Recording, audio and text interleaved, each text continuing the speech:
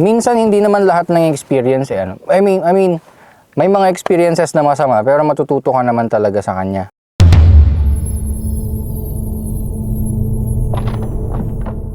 Nako, may charge si Firenze. Minamak yung ano. Magkano yung penalty mo, Firenze? 50! Tumataginding.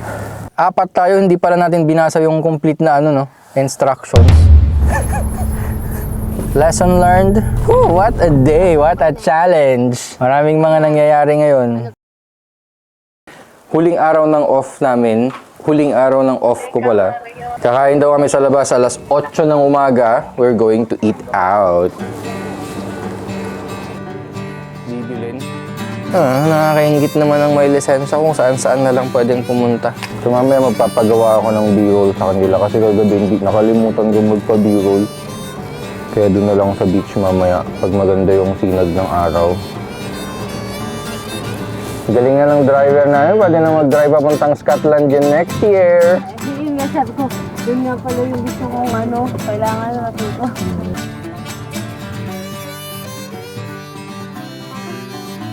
Ay, may pulis. Ay, may pulis. Oh shit. Di ba? May lisensya naman si Firenze. At kung yung lesson siguro papawis-pawis na. Oo, ang mapapawis yung singit ko pag ako yan. So, nandito na tayo, guys. Sa kanan, makikita ninyo ang... Excuse Mark. Castle ba yan? Simbahan na tayo eh. Sa kaliwa, makikita ninyo ang... Hi, I'm here. Ano to? Duration, 1 hour plus 2 hours plus 9 hours. New skill unlock. Oy, Firenze, may new skill ka. Papa-illegal mo pa kami, ha? Ikaw, may yung skill mo, ibang ina-unlock mo, ha? Ang layo pala nung kainan. Ni-slow motion natin saglit.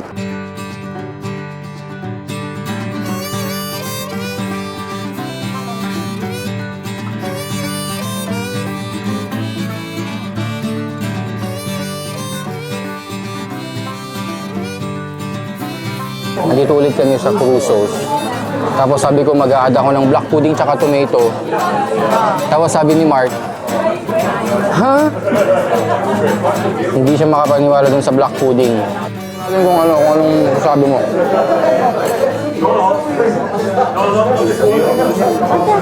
Diba?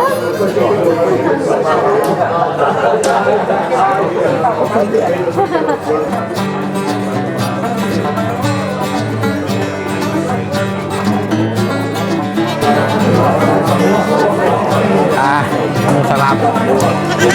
Thank you. Yung egg pizza. As our name goes, bacon and egg. Ay, oo nga! Kunin mo na yung itlog, tol, kasi nakadikit sa itlog ko eh. Ay! Ang kahapon!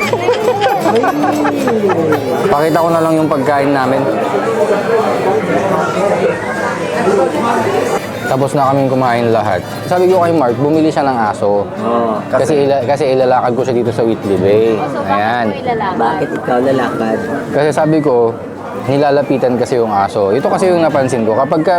Kapag ka may mga Sa mukha mo, tol. kapag ka may mga sandali lang i-explain. Dali. Explain ko lang. Pag may dala ka kasi aso, yung mga lumalapit sa iyo, ano? Parang sumasaya yung mga itsura nila sa mukha. May mga lalaki na Ganun ba yan? lalaki. Walang naniniwala. Ano ba yan? Yun ba talaga yun? Mga ayop kayo. Nilalaglag niyo ako.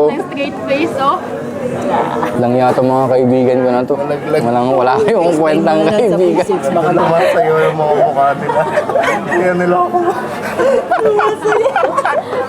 So, tapos na naman ang breakfast sa Crusoes. Anong masasabi mo sa black pudding, Mark?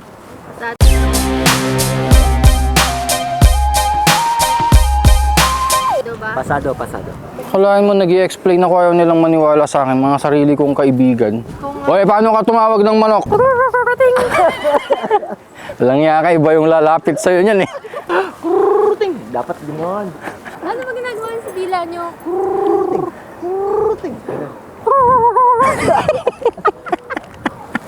Wala bang manok sa inyo? Walang manok? Ano naman tinatawag yung manok? Hindi, alam mo yung manok. Bakbak, bakbak, bakbak.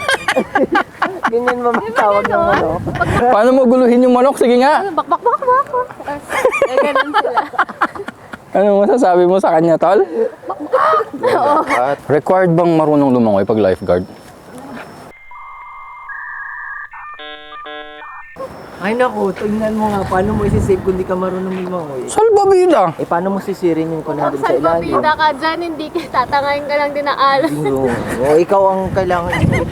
Oh, pag ako yung isa-save, maghahanap akong salbabida. Oh. Eh, sige, paano ka lalangoy sa shore? Gamit yung salbabida. Paano? Yun, oh. Bilisan mo tol para may tunog.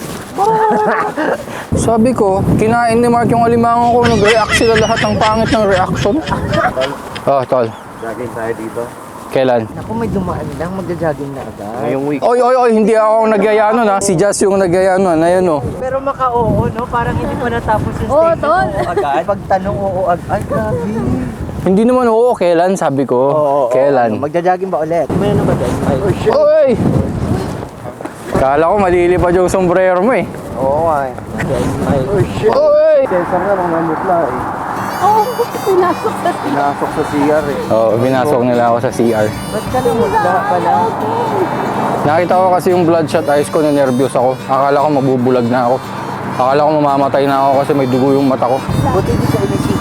Hindi, binipi nila ako. Tapos pinapaalis ako ni Ferenc doon sa bay. Lalagaan ka na nila eh.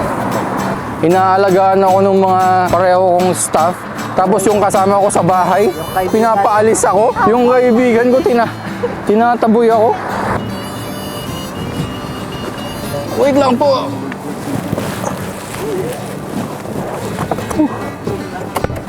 Mahirap talagang pumasok sa sports car.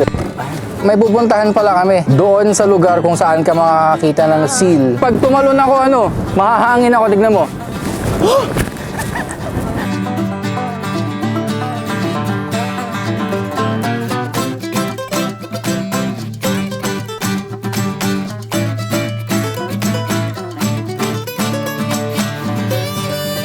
Oh, may mga seals nga. Ano siya? Papalayo na tayo sa lighthouse, sa St. Mary's Lighthouse. Bye-bye, seals. Dami ang ibon dun. May patay siguro dun, no? Ah, hindi. Maraming isda. Patay ka agad. Private property na lang.